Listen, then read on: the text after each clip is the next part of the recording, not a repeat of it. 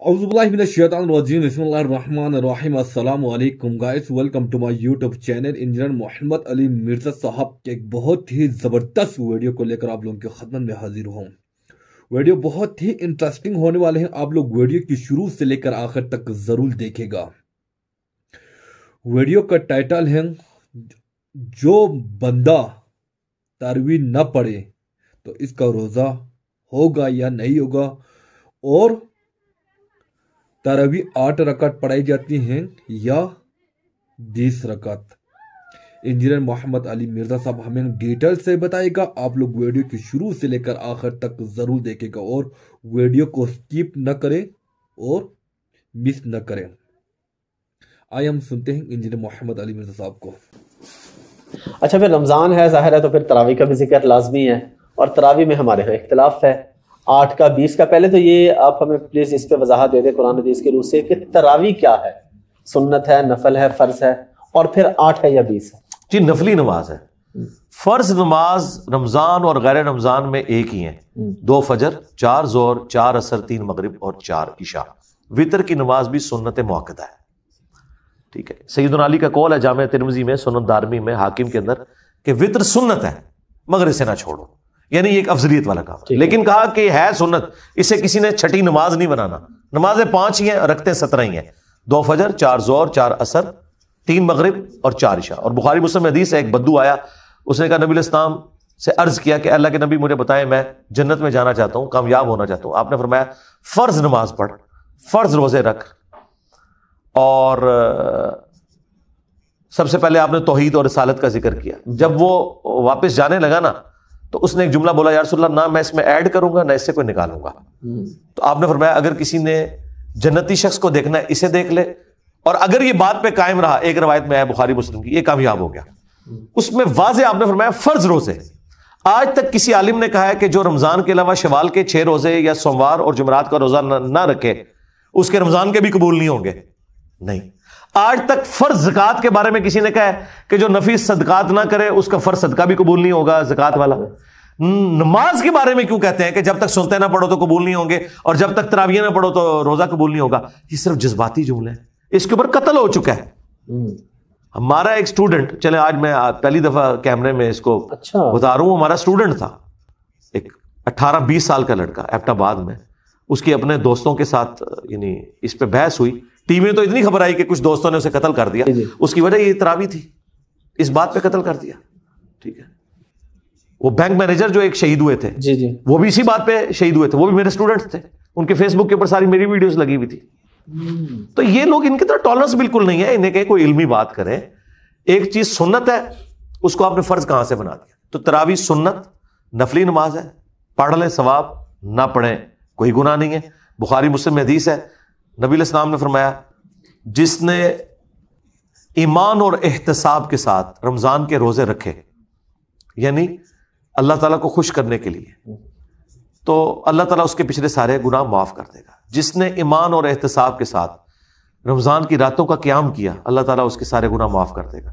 जिसने ईमान और एहतिसाब के साथ शब कदर का क़याम किया, अल्लाह ताला उसके सारे गुनाह माफ कर देगा। तो ये फजीलत के थे, लेकिन इसमें रोजे जो हैं वो तो फर्ज हैं, बाकी नफली इबादत है, और उसमें भी नफली इबादत अफजल यही है कि आप घर में अदा करें।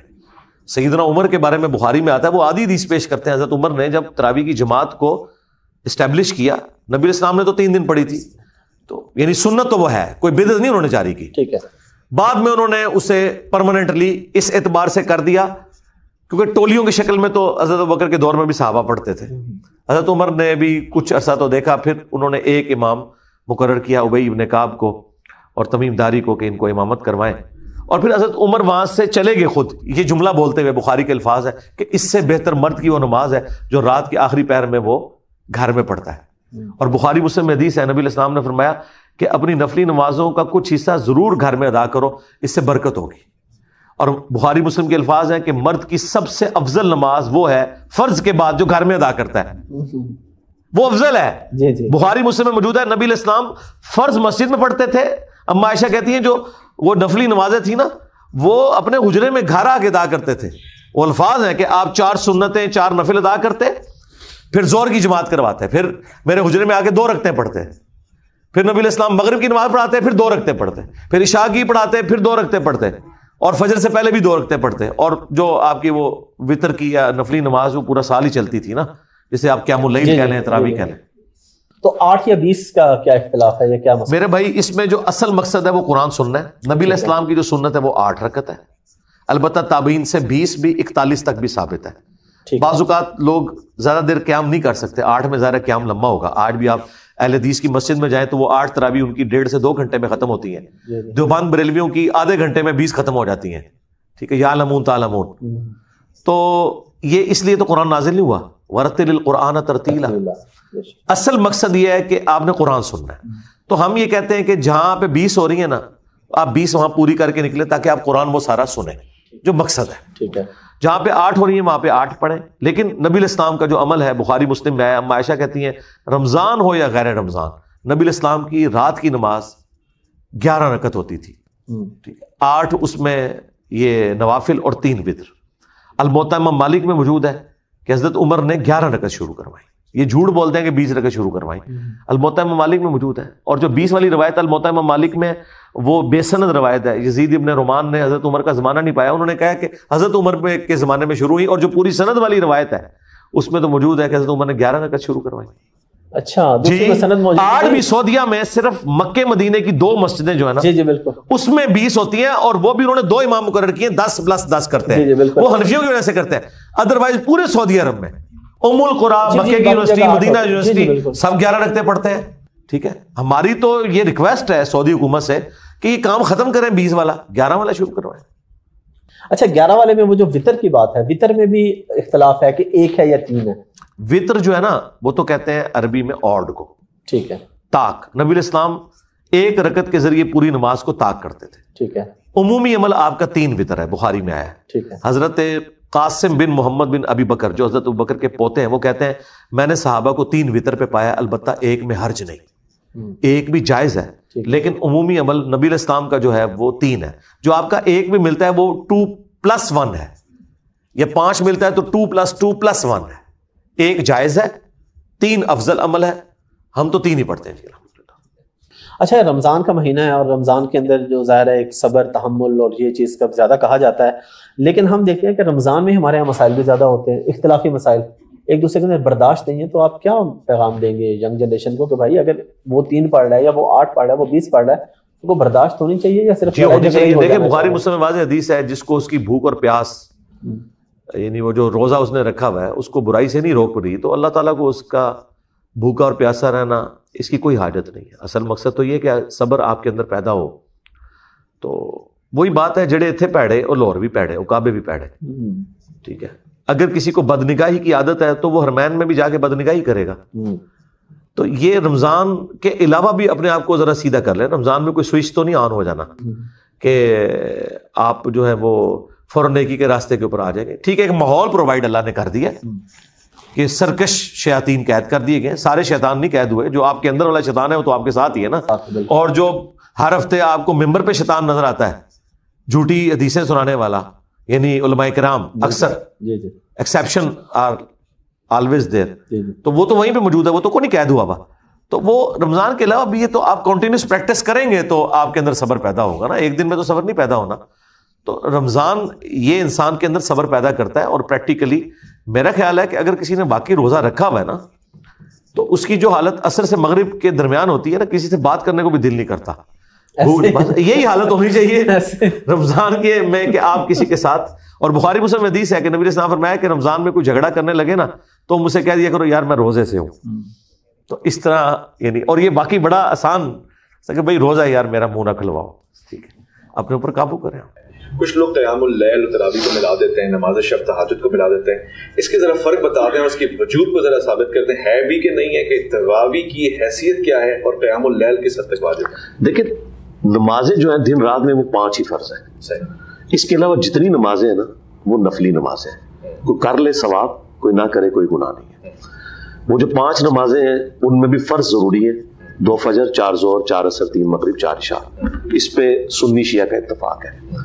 اب جو قیام اللیل یعنی رات کی نماز، ٹھیک ہے، قیام النہار دن کے نوافل اور قیام اللیل رات کے نوافل، آپ انہیں سنت موقدہ کہہ لیں، آپ انہیں تراویح کہہ لیں، آپ انہیں رات کی نماز کہہ لیں، کوئی بھی لفظ رکھے، ہے بہرحال وہ نفلی نماز ہے، اس کا روزے کے ساتھ کوئی تعلق نہیں ہے۔ باجماعت ہو سکتی بھی ہے جی، باجماعت ہو سکتی ہے، باجماعت بھی ہو سکتی ہے، اور جماعت کے بغیر اگر کوئی شخص خود اپنے طور پہ پڑھنا چاہتا ہے وہ زیادہ افضل ہے۔ دیکھیں بخاری مسلم دونوں میں حدیث ہے کہ مرد کا فرض کے علاوہ اپنے گھر میں نماز ادا کرنا میری مسجد نبوی میں بھی نماز پڑھنے سے افضل ہے۔ یہ حدیث بخاری مسلم دونوں میں ہے۔ اندازہ کریں، نبی علیہ السلام کہہ رہے ہیں کہ کوئی شخص مسجد نبوی میں نماز پڑھے نا، اس سے مرد کی افضل نماز وہ ہے جو اپنے گھر میں پڑھتا ہے۔ اور بخاری مسلم میں حدیث ہے کہ مرد کی سب سے افضل نماز فرض کے بعد وہ ہے جو اپنے گھر میں پڑھتا ہے۔ اور ایک اور حدیث ہے مسلم کے اندر کہ اپنی نفلی نمازیں گھر میں پڑھا کرو، گھروں کو قبرستان نہ بناؤ، اس کی وجہ سے گھر میں برکت ہوتی ہے۔ تو نبی علیہ السلام تو ناراض ہو گئے تھے 3 دن کے بعد، جب لوگ آپ کے خیمے کے باہر کھڑے ہوئے، بخاری مسلم میں آپ نے فرمایا گھروں میں پڑھو۔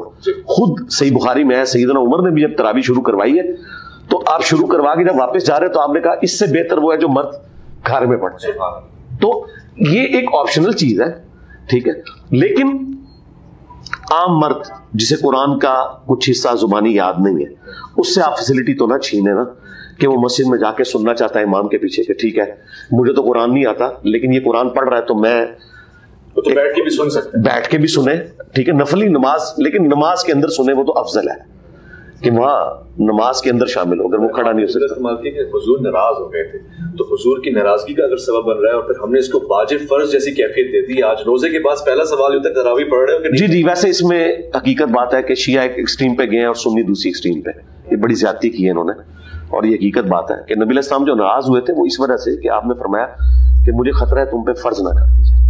سیدنا عمر نے اپنے دور میں پہلے تو کچھ عرصہ اسے ان اٹینڈڈ چھوڑا، بخاری مسلم میں ہے کہ حضرت ابوبکر نے بھی ان اٹینڈڈ چھوڑا، لوگ ٹولیوں کی شکل میں مسجد میں نمازیں پڑھتے تھے، ایک امام کو آگے کھڑا کیا اور پڑھ لیا، یہ نہیں شو کیا، یہ نہیں تھا کہ ایک کمبائنڈ امام تھا۔ تو حضرت عمر نے بھی شروع کرا کے خود نہیں پڑھی ادھر، تو یہ آپ نے ایک آپشن دی تھی، انہوں نے پکڑ کے واجب بنا لیا۔ ان سے پوچھیں کہ حضرت عمر نے خود کیوں نہیں پھر وہاں پڑھی؟ اگر آپ اس کو اسٹیبلش کرنے آئے تھے، آپ نے کہا کہ یہ ٹولیوں کی شکل میں نہ پڑھو، ایک امام کھڑا کرو، یا آپ ادھر پڑھنا چاہتے ہیں تو آپ اپنے گھر میں پڑھ لیں، واجب والا تو کوئی معاملہ نہیں ہے۔ اور نہ کسی کو کرٹیسائز کریں، یہاں تو واقعی پبلک میں مشہور ہے کہ جو تراویح نہیں پڑھتا اس کا روزہ ہی نہیں ہے، اندازہ کریں، ایک نفلی چیز کو انہوں نے فرض سے بڑا قرار دے دیا۔ یہ تو بس ایک فرقہ واریت ہے اور کچھ۔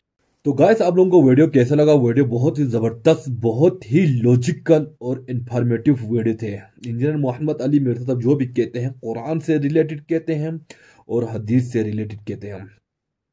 اس ویڈیو میں انجینئر محمد علی مرزا صاحب بتا رہے تھے سب سے بڑی بات ہے کہ یعنی امت کو، مرد حضرات کو فرض کے علاوہ تمام سنتیں یعنی نوافلیں اور گھر میں ادا کریں۔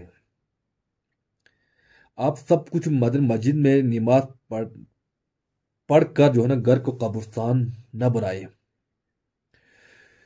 اور کہتے ہیں کہ جو نا جو بھی مطلب جو بھی شخص رمضان المبارک میں بالکل یعنی انتظام کے ساتھ روزہ رکھتے ہیں، نوافلت پڑھتے ہیں، اچھا، اور لیلۃ القدر کی بھی یعنی انتظامات سے لیلۃ القدر کی جو مطلب نمازیں ہیں وہ ادا کرنے کی کوشش کرتے ہیں، ان کے سارے گناہیں معاف ہوتے ہیں۔ تو اس ویڈیو سے ہمیں یہ سبق ملتے ہیں کہ مرد حضرات کو کہ آپ جو ہے نا یعنی فرض کے علاوہ باقی سارے جو نوافلات ہیں، سنت ہیں، وہ گھر میں ہی ادا کریں۔ باقی کہتے ہیں کہ یعنی رمضان جو تراویح ہیں وہ 8 رکعت پڑھائی جاتے ہیں۔ سعودی عرب 2 مسجدوں کا نام لیا ہے، ان 2 مسجدوں کے علاوہ باقی سارے سعودی عرب میں بھی یعنی 8 رکعتیں یعنی 8 رکعت جو ہے نا تراویح پڑھائی جاتے ہیں۔ تو میں ہمیشہ ہی سے ایک بات کہتے ہوئے آ رہا ہوں کہ جو ہے نا ہمیں جو ہے نا جو بھی اسکالر ہمیں ایڈوائز کرتے ہیں ان کی بیانات ہمیشہ قرآن سے ریلیٹڈ ہونی چاہیے، حدیث سے ریلیٹڈ ہونا چاہیے، اور ان کی ویڈیو سے ہمیں لگے کہ یہ بندہ واقعی میں درست کہہ رہا ہے۔ تو اسی طرح کی ویڈیو سننے کی ہمیں عادی ہونی چاہیے. اسی طرح کے انفارمیٹیو ویڈیوز کے ساتھ آپ لوگوں کی خدمت میں حاضر ہوتے رہیں گے. اللہ نگہبان.